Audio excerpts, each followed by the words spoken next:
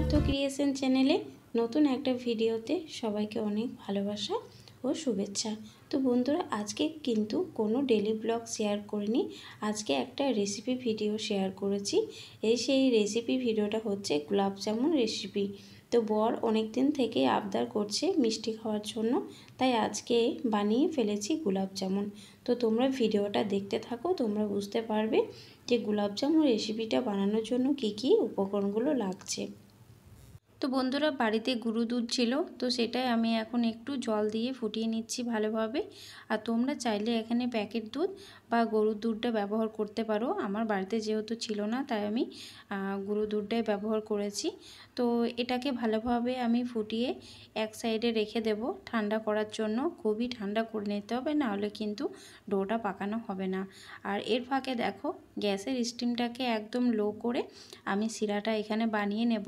আর এই কাপটা দেখতে পাচ্ছ, এই কাপটার অনুযায়ী আমি 1 কাপ মতো চিনি দিয়েছি, আর এখানে 2 কাপ মতো জল দিয়েছি। আর পরে যদি জল লাগে তো আমি সেটাও দিয়ে দেব, কারণ আমি কিন্তু খুব একটা মিষ্টি পছন্দ করি না, আর তাই পরিমাণ মতো আমি জলটা দিয়েছি। তোমরা কিন্তু তোমাদের অনুযায়ী দেবে, যেমন মিষ্টি পছন্দ করো সেরকম চিনিটা দেবে, সেরকম জলটা দেবে। তো চলো, এটাকে আমি ভালোভাবে এখন ফুটিয়ে নেব। আর এটাকে ভালোভাবে ফুটিয়ে নিয়ে এটাকে আমি এক সাইডে রেখে দেব ঠান্ডা করার জন্য, কারণ খুবই ঠান্ডা করার পর কিন্তু যে মিষ্টিগুলো বানানো হবে সেই মিষ্টিগুলো এর শিরার মধ্যে ছাড়তে হবে। তো দেখো, এখন আমি এখানে দিয়ে দিয়েছি এলাচ, আর এলাচের ফ্লেভারটা কিন্তু খুব ভালো লাগে। তো চলো, এটাকে আমি ভালোভাবে বয়েল করে নিই, আর এটাকে ভালোভাবে ফুটিয়ে নিতে হবে। তো চলো, এটাকে ফুটিয়ে নিই, তারপরে আবার দেখা হচ্ছে তোমাদের সঙ্গে।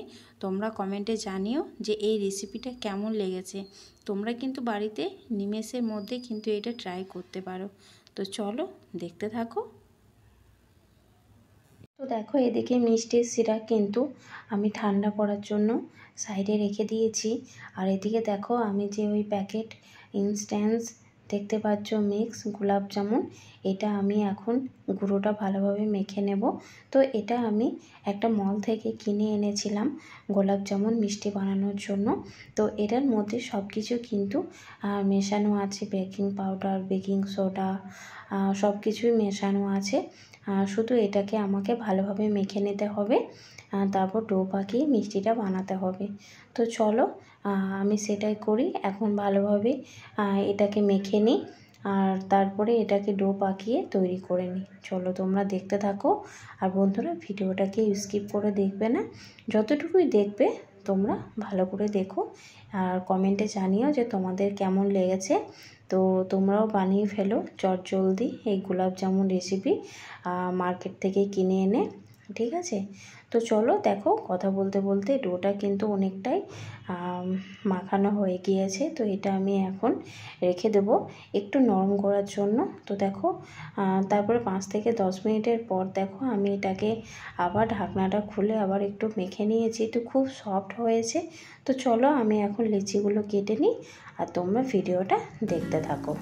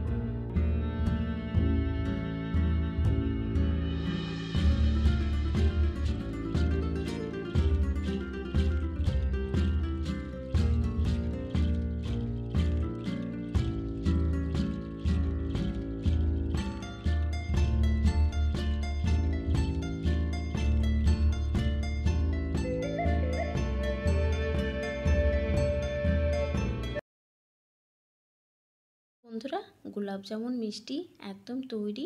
তো তোমরা কমেন্টে জানিও তোমাদের কেমন লেগেছে। আর বন্ধুরা, এত সফট হয়েছিল কি বলবো, খুব সুন্দর খেতে হয়েছিল। দেখতে যতটা সুন্দর হয়েছে খেতে কিন্তু ঠিক ততটাই সুন্দর হয়েছে। তো চলো, আবার দেখা হচ্ছে আগামীকাল নতুন কোনো ব্লগ ভিডিওর সঙ্গে বা রেসিপির সঙ্গে। ততক্ষণ সবাই ভালো থেকো, সুস্থ থেকো। টাটা।